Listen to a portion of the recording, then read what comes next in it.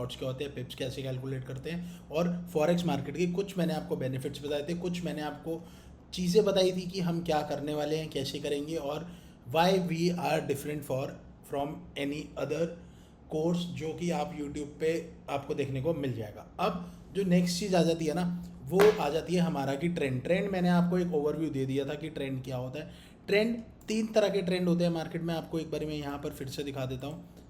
ये जब मार्केट हर बार एक पुल बैक के बाद, आफ्टर अ पुल बैक, एक नया प्राइस क्रिएट करती है, उसको हम कहते हैं अप ट्रेंड।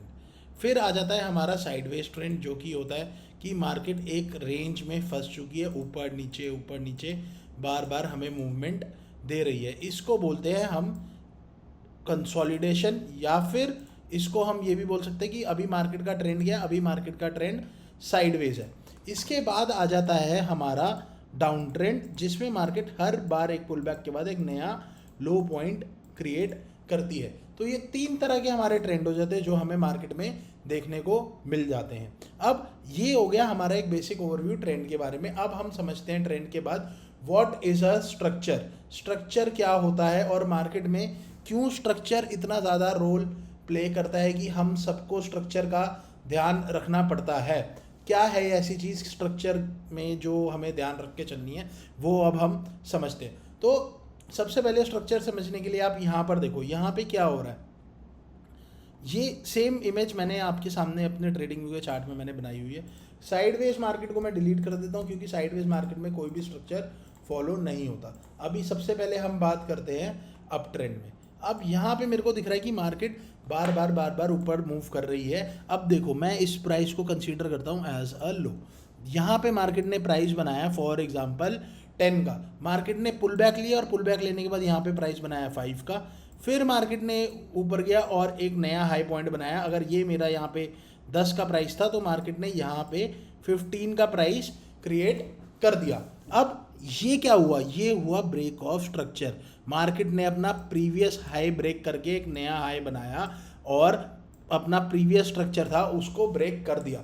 इसको बोलते हैं हम ब्रेक ऑफ स्ट्रक्चर, या फिर बॉस, BO और S।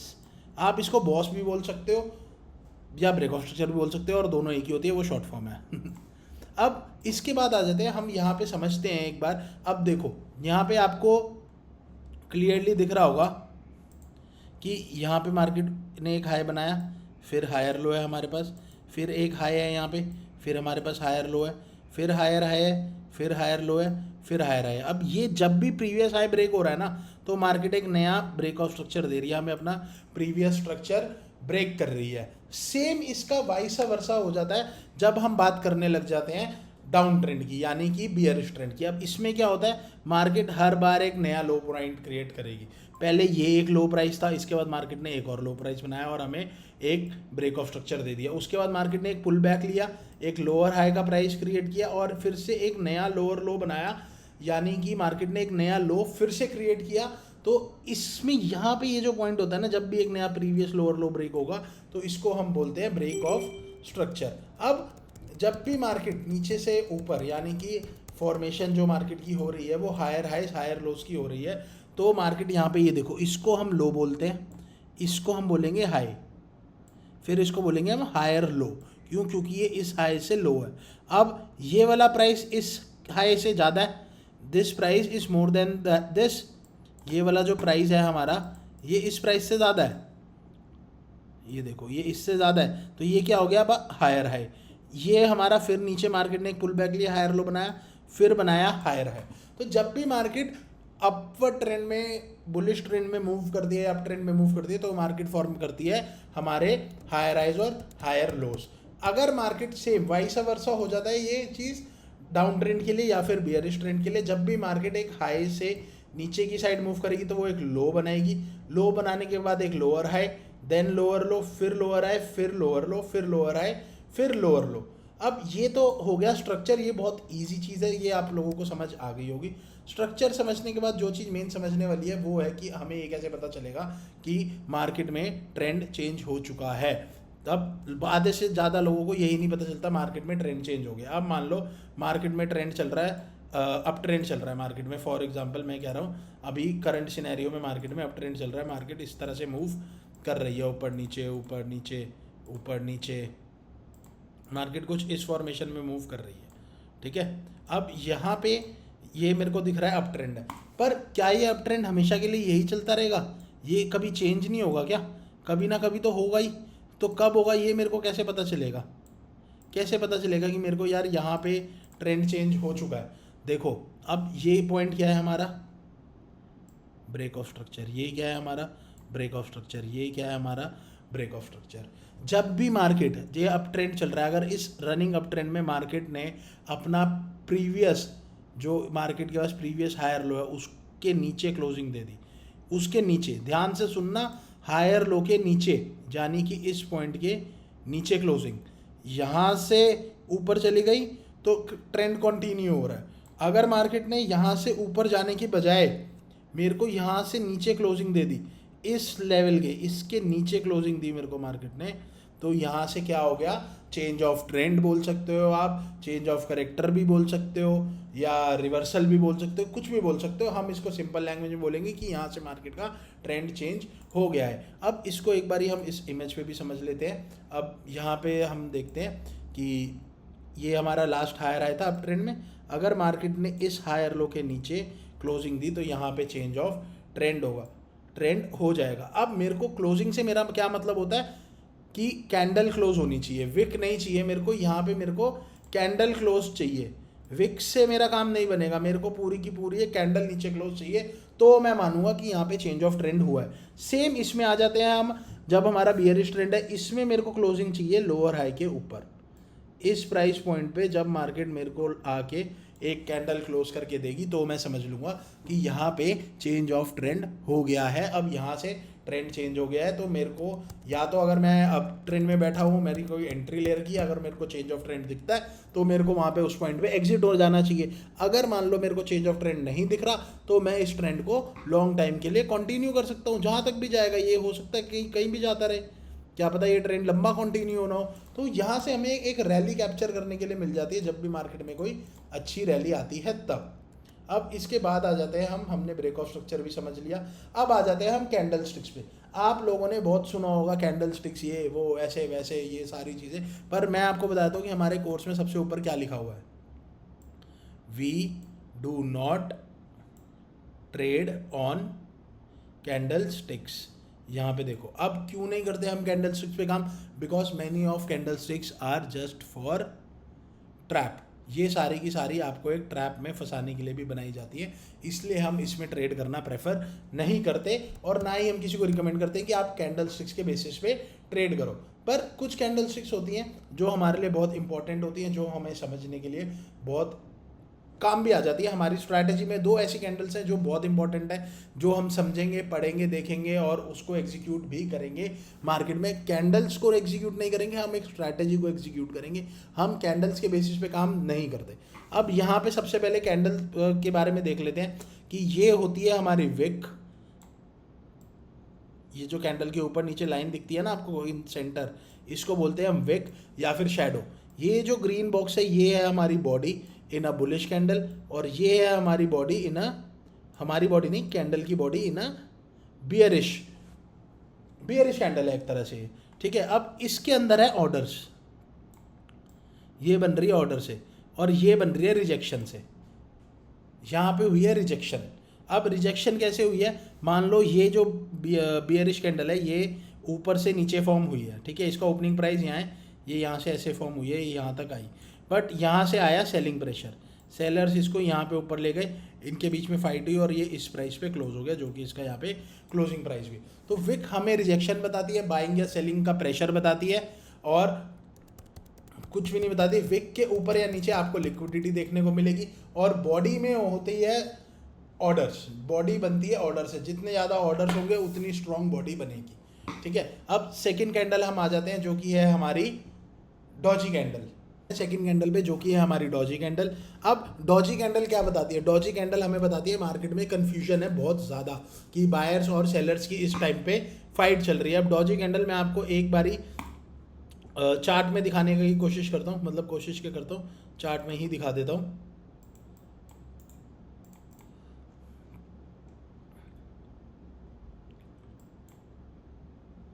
ये देखो, ये है डॉजी कैंडल,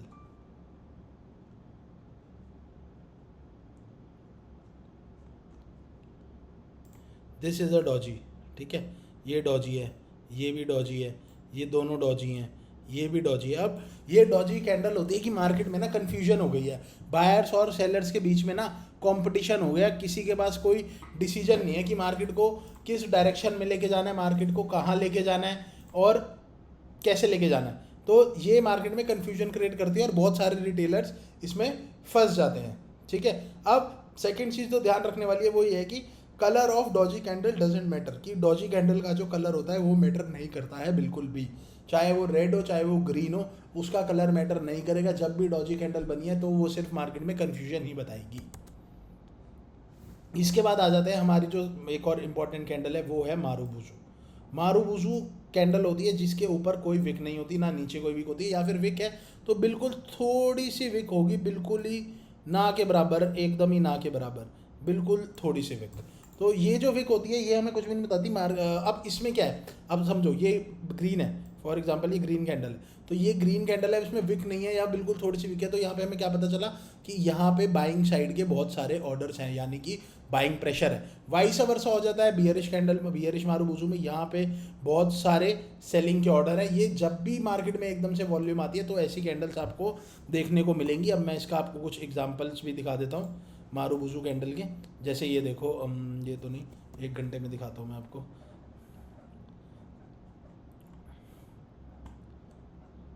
जैसे ये देखो, this is a marubozu candle, ये एक मारूबुजू कैंडल है, क्यों, क्योंकि यहाँ पे छोटी सी विक है।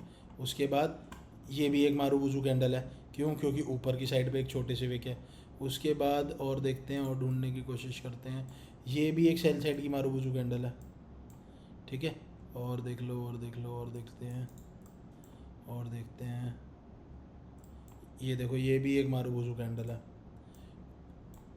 बुलिश मारूबुजू कैंडल है एक। तो यहाँ पे क्या है ना कि ये सिर्फ हमें ऑर्डर्स बताती है, इसलिए हम इसको देखने के लिए यूज़ कर लेते हैं। अब जो हमारी सबसे इंपॉर्टेंट कैंडल आ जाती है वो हमारी दो होती हैं, एक होती है एलपीआर, एक होती है एचपीआर। एलपीआर होती है लोअर प्राइस रिजेक्शन, यानी कि लो से प्राइस ऊपर की साइड गया है। अब लो से प्राइस ऊपर गया है तो उसका क्या मतलब है कि बायर्स ने मार्केट को पुश किया है, बायर्स मार्केट को ऊपर लेके जाना चाह रहे हैं। तो जब भी एलपीआर फॉर्म होगी वो आपको कुछ इस टाइप की दिखेगी। और ये जो कैंडल होती है एक बुलिश कैंडल होती है। अगर ये रेड कलर की फॉर्म हो रखी है, इसमें कलर मैटर नहीं करता, दोनों में मैं आपको समझा देता हूँ। अगर एलपीआर रहेगी हमेशा बुलिश कैंडल ही, अगर ये रेड कलर में तो भी ये बुलिश कैंडल ही रहेगी। अगर ये रेड कलर की कैंडल बनी है एलपीआर तो ये सिंपली एलपीआर है, और अगर ये ग्रीन कलर की बनी है तो ये है एलपीआर +1 मतलब जब भी हमारा ए प्लस सेटअप बनेगा तो हम +1 वाली चीज़ें उसमें यूज़ करेंगे। तो ये एलपीआर है, ये हमारी एक बुलिश कैंडल है, और इसका जब काम आएगा हमारा, ये हमारी एक स्ट्रैटेजी है, उसमें बहुत अच्छे से वर्क करती है, वो हम आपको सिखाएंगे। अब इसके बाद आ जाती है इसकी अपोजिट बिल्कुल एचपीआर। अब एचपीआर क्या होती है, हायर प्राइस रिजेक्शन, यानी कि हाई से प्राइस रिजेक्ट हुआ है नीचे की साइड पे। अब हाई से प्राइस रिजेक्ट हुआ है तो मतलब कि ये एक बियरिश कैंडल है। अब ये एक बियरिश कैंडल है तो ये बिल्कुल अपोजिट है एलपीआर के, वहाँ लो से प्राइस रिजेक्ट हो रहा है, यहाँ पे हाई से प्राइस रिजेक्ट हो रहा है, ठीक है। अगर ये कैंडल रेड कलर की है तो ये क्या हो गई हमारी +1। अगर ये कैंडल ग्रीन कलर की है तो ये क्या हो गई, सिंपल एचपीआर। तो ये दो कैंडल्स हैं जो हमारे लिए बहुत इंपॉर्टेंट रोल प्ले करती है मार्केट में, एलपीआर और एचपीआर। और इसके अलावा जितनी भी हैं कैंडल्स वो हमारे किसी काम की नहीं है बिल्कुल भी। अब जो आपको आपकी स्क्रीन पे दिख रहा है ना, यही है सब कुछ, इसके बाहर मार्केट में कुछ नहीं है। जिसने एरिया ऑफ इंटरेस्ट सही से ढूंढ लिया वो बहुत अच्छी ट्रेडिंग कर लेगा। 90% ऑफ ट्रेडिंग इसी चीज़ पर बेस्ड है। अब ये चीज़ अपने आप में ही एक बहुत बड़ा कॉन्सेप्ट है। अब सबसे पहले हम बात करते हैं इंटरेस्ट, एरिया ऑफ इंटरेस्ट मतलब किन लोगों का इंटरेस्ट है ये, किन लोगों का इंटरेस्ट हो सकता है ये। मैंने आपको फर्स्ट सेशन में ये बात बताई थी कि मार्केट में जो बड़े बड़े इन्वेस्टर्स होते हैं they are the market makers, कि जैसे हेज फंड्स हो गए या फिर फॉरेन इंस्टीट्यूशनल इन्वेस्टर्स हो गए, ये लोग मार्केट को बनाते हैं। अब हम एरिया ऑफ इंटरेस्ट के थ्रू इन लोगों का इंटरेस्ट फाइंड आउट करते हैं कि ये मार्केट में किस रेंज के बीच में, मतलब किस रेंज से बाहर है। अब यहाँ पे देखो, ये एक प्राइस है, ये एक प्राइस है, ये बार बार क्यों नहीं ब्रेक हो रहा, फिर मार्केट नीचे आ गई, यहाँ से फिर ऊपर गई फिर नीचे आ गई। ये मार्केट यहाँ से ऐसे ऊपर की डायरेक्शन में क्यों नहीं जा रही, क्यों मार्केट यहाँ से ऊपर ऐसे मूव नहीं कर रही, क्यों इसको नहीं तोड़ पा रही, क्यों, क्योंकि यहाँ पर है स्टॉप लॉसेस हेज फंड्स के, इस एरिया में स्टॉप लॉसेस हैं, इस एरिया में स्टॉप लॉसेस हैं, यहाँ पर उनके स्टॉप लॉसेस हैं, इसके नीचे यहाँ पे इस जोन में स्टॉप लॉस है, इस जोन में स्टॉप लॉस है, तो वो अपना स्टॉप लॉस कभी भी इतनी इजीली लगने नहीं देंगे, मतलब मार्केट से इतनी इजीली बाहर नहीं होंगे। इस वजह से ये लोग क्या करते हैं, ये प्राइस को जब भी यहाँ पे आता है तो इसको वापस पुश कर देते हैं, मतलब अपने आप प्राइस को वहाँ से वापस फेंकते हैं कि भाई यहाँ मत आ, हमारे पास मत आ, दूसरी डायरेक्शन में जाए, यहाँ तो हमारे स्टॉप लॉस लगे हुए हैं, तू यहाँ आएगा तो हमारा नुकसान हो जाएगा। तो ये इंटरेस्ट हमें फाइंड करना पड़ता है रिजेक्शंस देख के, यानी कि हिट्स देख के। अब हिट से हम समझते हैं देयर शुड बी, यहाँ पर देखते हैं क्या लिखा हुआ है, there should be minimum 2 hits on an AOI and for that we must check previous 2 to 3 or 4 days data to find a best AOI। अब ये तो हो गई प्रैक्टिकल नॉलेज की थ्योरी कि आपको क्या यहाँ पे लिखा हुआ है। अब मैं आपको यहाँ पे AOI दिखाता हूँ कि होता क्या बेसिकली। अब AOI मार्क करने के लिए अपने सबसे पहले क्या करना है, आपने जाना है 1 डे के टाइम फ्रेम में। 1 डे के टाइम फ्रेम में आपने पिछले 2 दिन में ना, पिछले 2 दिन या 3 दिन में ऐसे पॉइंट ढूंढने हैं जहाँ से मार्केट बार बार रिजेक्ट हुई है, ठीक है। अब मैंने यहाँ पे देखा कि सबसे पहले मार्केट इस प्राइस से रिजेक्ट हुई है पिछले 2-3 दिन में। अब मैं आज के दिन की बात नहीं कर रहा हूँ, यहाँ पे अगर आप ध्यान से देखो ये कैंडल आज की है, मैं इसकी बात बिल्कुल भी नहीं कर रहा हूँ, ठीक है। अब यहाँ पे मैं ये देख पा रहा हूँ कि एक प्राइस ये है जहाँ से मार्केट रिजेक्ट हुई है, और नीचे की साइड एक ये प्राइस है जहाँ से मार्केट रिजेक्ट हुई है। अब मेरे को पिछले 2 दिन का हाई मिल गया और लो मिल गया। अब मैं इसके बाद चले जाऊँगा अपने 4 घंटे के टाइम फ्रेम में। अब 4 घंटे के टाइम फ्रेम में जाके ना मैं अपना बफर जोन लगाऊंगा। बफर जोन का बहुत इंपॉर्टेंट रोल होता है। बफर जोन बेसिकली ये जो विक्स होती है हमारी, ये कवर करने के लिए होता है। अब मैं यहाँ पे आपको एक बफर जोन लगा के देता हूँ ऊपर की साइड का, ठीक है। अब जैसे मान लो यहाँ पे मैंने टॉप पे लगाया हुआ था, अब मैं यहाँ पे ट्राई करूँगा कि मैं एक कैंडल कवर कर लूँ। अब मैं कह रहा हूँ कि मैंने यहाँ पे बफर जोन 1 लगा दिया, और उसके बाद मैंने क्या किया, यहाँ पे मैंने इधर मेरे को कैंडल मिल रही है, मैंने इधर बफर जोन लगा दिया। ये सब मैं कर रहा हूँ 4 घंटे के टाइम फ्रेम में। अभी मैंने एग्जीक्यूशन वाला टाइम फ्रेम है ना जो हमारा 1 घंटे का, वो तो ओपन ही नहीं किया। अब ये बफर लगाने के बाद मैं जाऊँगा हमारे 1 घंटे के टाइम फ्रेम में। अब 1 घंटे के टाइम फ्रेम में आने के बाद मैं अपना बफर सेट करूँगा, ठीक है। अब मेरे को बफर सेट करने के लिए क्या करना पड़ेगा कि मेरे को जो मेरा करंट डे से पिछले डे है यहाँ पे सेट करना। अभी देखो ये बफर बहुत बड़ा आ रहा है, यानी कि मेरे ट्रेड कब एग्जीक्यूट होगा, अगर इसके नीचे क्लोजिंग मिलेगी तो मैं इसको उठा के ऊपर कर दूंगा। अब यहाँ पे मैंने ऊपर कर दिया और यहाँ पे मैंने इसको इस पॉइंट पे कर दिया। अब मैंने क्या बोला था आपको, क्या चाहिए, 2 से 3 हिट्स चाहिए आपके AOI पे। अब ये मेरे को पता है कि ये परफेक्ट AOI है, क्यों, क्योंकि यहाँ पे 1 हिट यहाँ है, 2 हिट यहाँ है, 3-4 हिट यहाँ है, 5 हिट यहाँ है। मतलब ऊपर की साइड पे मेरे पास 4 हिट हैं और नीचे की साइड पे 2 यहाँ पे हैं और 4 यहाँ पे, 6 हिट्स हैं। तो अब ये जो हिट्स है ये हमें, ये क्यों है, मार्केट ने यहाँ से नीचे क्यों नहीं आई, यहाँ से नीचे क्यों नहीं आई, ये यहाँ से नीचे क्यों नहीं आई, ये यहाँ पे इस जोन में ना, ये जो जोन है यहाँ पे बायर्स के स्टॉप लॉसेज हैं और यहाँ पे सेलर्स के स्टॉप लॉसेज हैं। अब सेलर्स का काम होता है बायर्स को मार्केट में से बाहर करना, और बायर्स का काम होता है सेलर्स को मार्केट में से बाहर करना। अगर आप यहाँ पे देखो, ये ट्रेड मैंने अपनी आज कम्युनिटी के साथ शेयर भी किया था। अब देखो यहाँ पे क्या हुआ, ये एरिया ऑफ इंटरेस्ट था हमारा, फाइंड आउट हो गया था, मार्केट नीचे आई, यहाँ पे जितने भी लोगों के स्टॉप लॉसेस थे सबके स्टॉप लॉस बाहर करे, सेलर्स ने सारे स्टॉप लॉस बाहर करे, और अब यहाँ से एक रियल मूव दिया है। ये रियल मूव कब आया, जब मार्केट की लिक्विडिटी हंट हो गई थी। अब लिक्विडिटी क्या होती है, ये एक बहुत इंपॉर्टेंट टॉपिक है, ये मैं आपको आगे समझाऊंगा। उससे पहले हमें अपना एक बारी एरिया ऑफ इंटरेस्ट जो है वो हमें बहुत क्लियर होना चाहिए। मैं होप करता हूँ, आशा करता हूँ कि आप सबको एरिया ऑफ इंटरेस्ट समझ आया होगा। एरिया ऑफ इंटरेस्ट ढूंढने के लिए सिंपल सा तरीका है, पिछले 1 डे में जाओ, 2 से 3 दिन की कैंडल मार्क करो। मैं एक बारी फिर से करके दिखा देता हूँ आपको। 1 डे में जाना है आपने, 1 डे के टाइम फ्रेम में,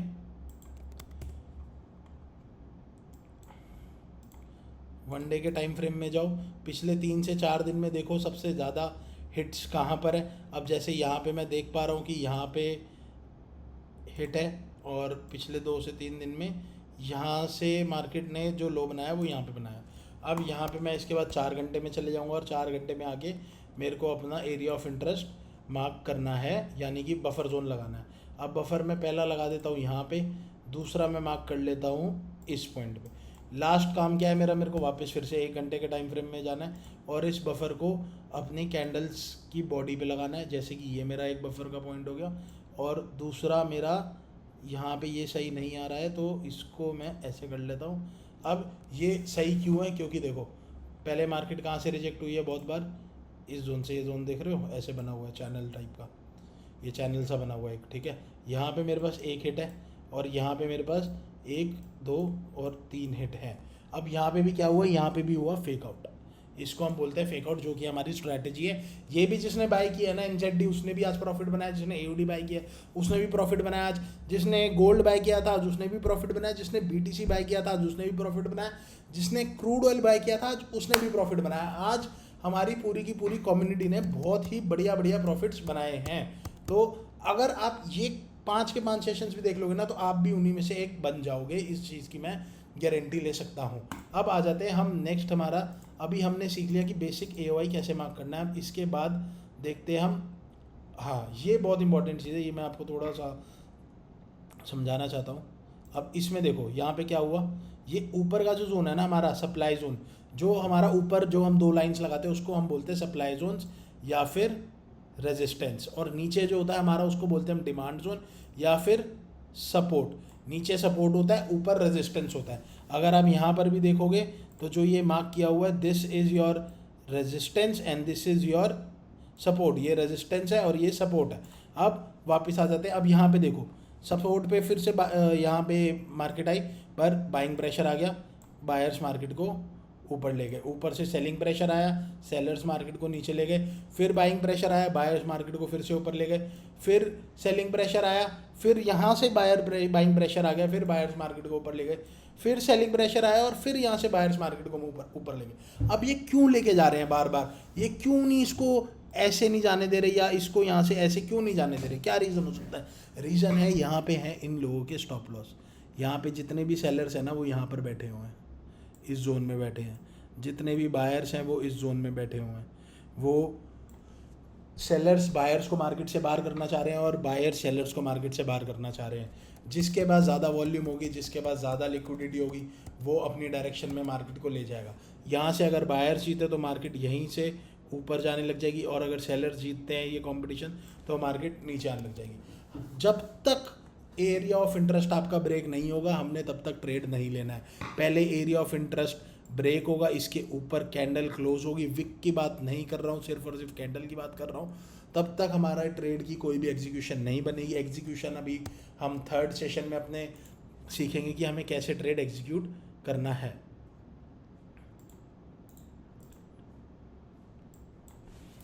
अब नेक्स्ट आ जाते हैं हम हमारे कुछ बेसिक टर्म्स होते हैं ट्रेडिंग में, ये मैं आपको दिखा भी देता हूँ क्या होते हैं। अब इसके बाद जो हमारा सबसे पहले बेसिक टर्म हो जाता है वो होता है हमारा PDCP। अब ये सब मार्क करने के लिए सबसे पहले आपको क्या करना है, यहाँ पे आपको दिख रहा होगा स्क्रीन पे एक पेंटागन टाइप का आइकन बना हुआ है, इस पेंटागन पे चले जाना। पेंटागन पे क्लिक करने के बाद आपको यहाँ पे सिंबल्स दिखेगा, आपने लास्ट ऑप्शन पे आना है जो कि इवेंट्स का है। इवेंट्स पे क्लिक करना है आपने, यहाँ पे आपको सेशंस ब्रेक दिख रहा होगा, सेशंस ब्रेक पे क्लिक करो और ओके कर दो। आपको यहाँ पे कुछ लाइन्स दिखेंगी, ये हमारे डेज हैं। ये एक दिन है, ये उससे प्रीवियस डे, ये उससे प्रीवियस डे, ये उससे प्रीवियस डे है, ये भी उससे प्रीवियस डे, ये भी प्रीवियस डे है। ये हमारे प्रीवियस डेज हैं जो कि हमें दिन बता रहे हैं कि दिन है। अब इसमें प्रीवियस डे क्लोजिंग प्राइस क्या है, any guesses previous day closing price क्या होता है? प्रीवियस डे क्लोजिंग प्राइस होता है कि रात को लास्ट डे मार्केट कहाँ पे क्लोज हुई थी। अब लास्ट कैंडल मार्केट ने ये बनाई है, अब ये कैंडल कौन सी है? बुलिश कैंडल है। बुलिश कैंडल बनेगी नीचे से ऊपर, नीचे से ऊपर बनेगी तो मतलब हमारा जो इस कैंडल का हाई है वो हमारा प्रीवियस डे क्लोजिंग प्राइस है। यानी कि मेरा प्रीवियस डे क्लोजिंग प्राइस क्या है? 0.58610। तो ये हो गया हमारा प्रीवियस डे क्लोजिंग प्राइस। अब मैं आपको 2 ऐसे टर्म्स बताने जा रहा हूँ जो कि रहस्यमयी टर्म्स हैं, जो कि मतलब मैं कह रहा हूँ कि उम्मा है, एकदम मज़ा आ जाएगा सुन के आपको भी। पहला है प्रीवियस डे हाई, ये है हमारा प्रीवियस डे हाई और ये है हमारा प्रीवियस डे लो। प्रीवियस डे हाई मतलब मार्केट ने लास्ट डे में कौन सा हाईएस्ट पॉइंट क्रिएट किया है, जो कि ये पॉइंट है। यानी कि इस पे अगर मैं अपनी लाइन रख देता हूँ तो मेरे पास आ रहा है 0.58680, और उसके बाद नीचे की साइड यहाँ पे लाइन रख देता हूँ तो मेरे पास आ रहा है 58287। तो ये जो प्रीवियस डे हाई और प्रीवियस डे लो होते हैं ना, ये हमें मार्क करने होते हैं। पर क्यों करने होते हैं, इनकी क्या इतनी इंपॉर्टेंस है, क्यों इतने इंपॉर्टेंट है, क्यों ये मेजर लिक्विडिटी के जोन से, ये हम सीखेंगे नेक्स्ट सेशन में। और एग्जीक्यूशन कैसे करना है इसके बेसिस पे वो भी हम सीखेंगे नेक्स्ट सेशन में। तो जुड़े रहिए हमारे साथ, सब्सक्राइब कर लो, बेल आइकन प्रेस कर दो, फ्री हमारा कम्युनिटी का एक्सेस है, ज्वाइन कर लो, जहाँ पे हम ट्रेड शेयर करते रहते हैं। और बहुत ही जल्दी मिलते हैं आपसे नेक्स्ट सेशन में।